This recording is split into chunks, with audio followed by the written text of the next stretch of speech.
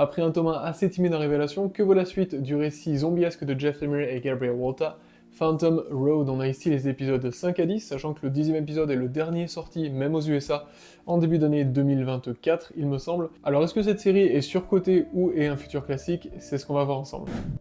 Alerte spoiler, je vous préviens, on va spoiler le tome 1 étant donné que on parle du tome 2, mais je vais pas spoiler le tome 2 pour autant. On a ici le volume 2, donc l'édition Image Comics, l'édition VO en souple parce que c'est moins cher que chez Panini. On a les numéros 6 à 10 de la série, sachant que l'épisode 10 est le dernier sorti à ce jour. Gabriel Walta, le génialissime artiste de Phantom Road, n'a toujours pas... alors met des mises à jour parfois sur Instagram pour montrer des cases de l'épisode 11, mais bon, il a pas l'air d'être fini. Donc on n'est pas prêt de voir la suite pour le moment, mais qu'ils prennent leur temps s'ils veulent faire quelque chose de très bien. Moi, ça me va tout à fait.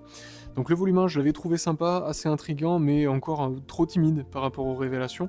Donc on est toujours sur ce duo. Dominic le trucker, donc le truck driver, hein, c'est un routier américain qui donc traverse les États-Unis, a vécu un tas de traumas, que l'on découvrira dans ce tome-là, puisque les personnages sont bien mieux développés. Et pareil pour sa compagne, donc ils se sont bien rencontrés dans le premier épisode où ils ont simplement été victimes d'un accident de la route qui les a transportés ensuite à cause d'une sorte de caillou magique, j'en dis pas plus pour le moment, mais qui les a transportés dans ce monde zombie, ce monde post-apocalyptique, vide, qui paraît d'être un monde un peu onirique, mais à la fois fantastique et horrifique. C'est un mélange assez intéressant, en tout cas, que Jeff Lemire ici présente et que Gabriel Walta illustre magnifiquement.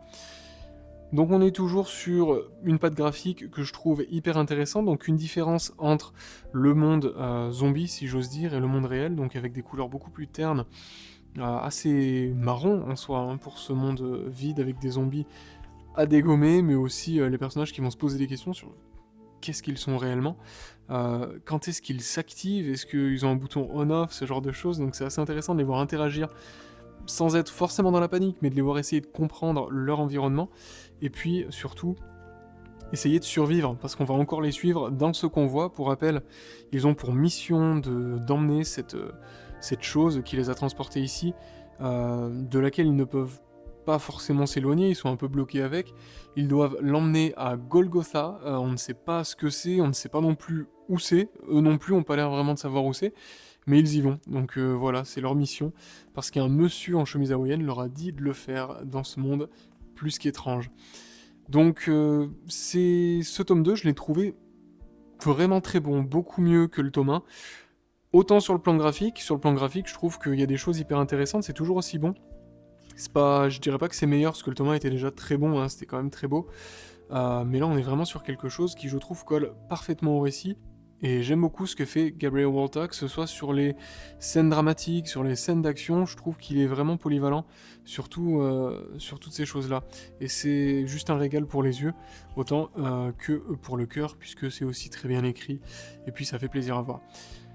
On suit les aventures toujours de Agent Weaver, cet agent du FBI qui enquête sur tous ces corps un peu étranges, ces zombies en fait, qui sont parfois retrouvés d'année en année, un peu partout dans le pays, aux États-Unis, et qui sont dans un état de putréfaction en pause, et qui sont aussi dans un état méconnaissable en fait, hein. C'est littéralement des corps aliens.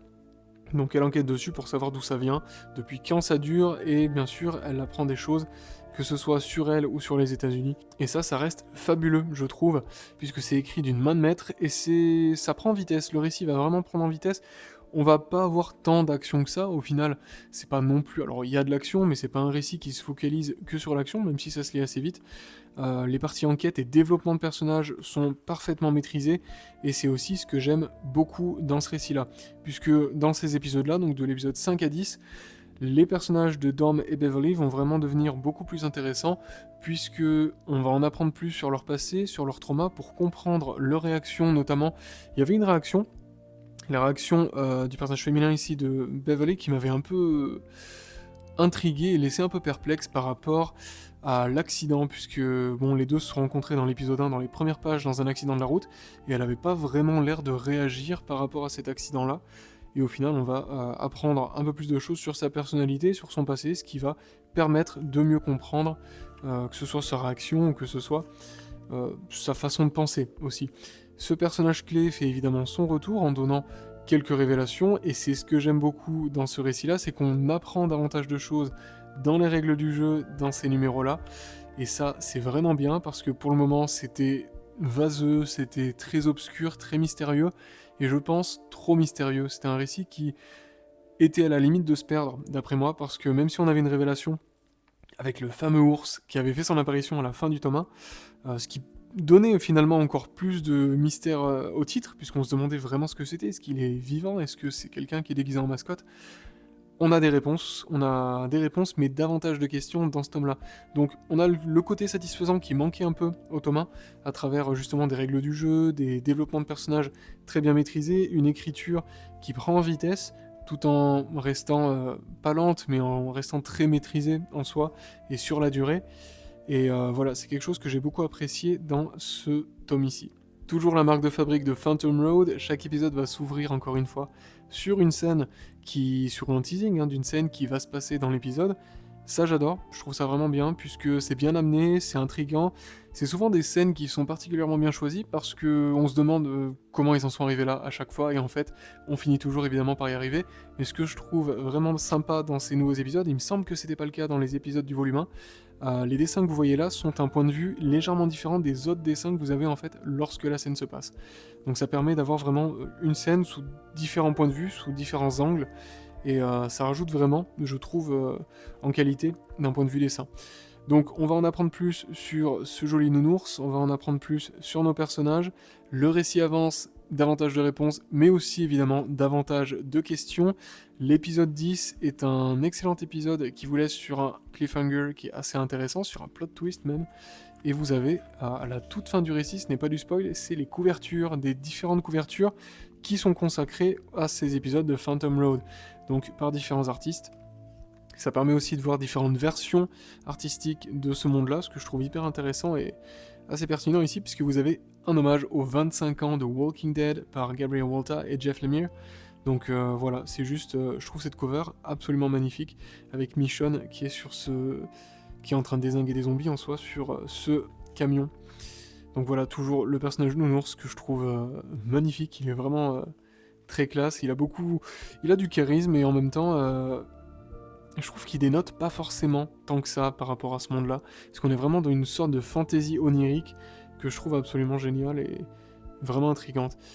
Des covers aussi magnifiques qui permettent d'avoir un autre point de vue, avec un style beaucoup plus japonais ici, sur des choses que vous retrouverez dans ce récit-là.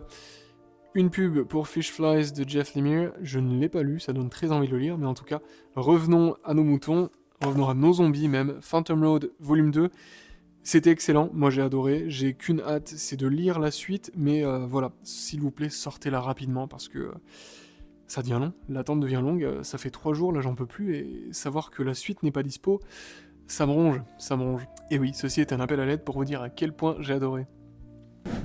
Cette suite est vraiment excellente, bien plus impressionnante que le premier tome, parce qu'on commence à avoir des premières révélations, surtout dans les derniers épisodes, et je trouve que le récit prend vraiment en chair, on commence vraiment à avoir un lore qui se développe, ça donne qu'une envie, lire la suite. Je suis très attristé que l'épisode 11 ne soit pas encore sorti aux États-Unis, donc voilà, je pense que c'est une série que je suivrai peut-être en mensuel, si l'envie me prend, parce que j'ai très envie de découvrir ça le plus rapidement possible, au lieu d'attendre un 3e volume d'ici peut-être 1 an, qui sait. Si vous l'avez lu, n'hésitez pas à me dire ce que vous en avez pensé en commentaire, ou même si vous ne l'avez pas lu, est-ce que vous avez envie de tenter Phantom Road?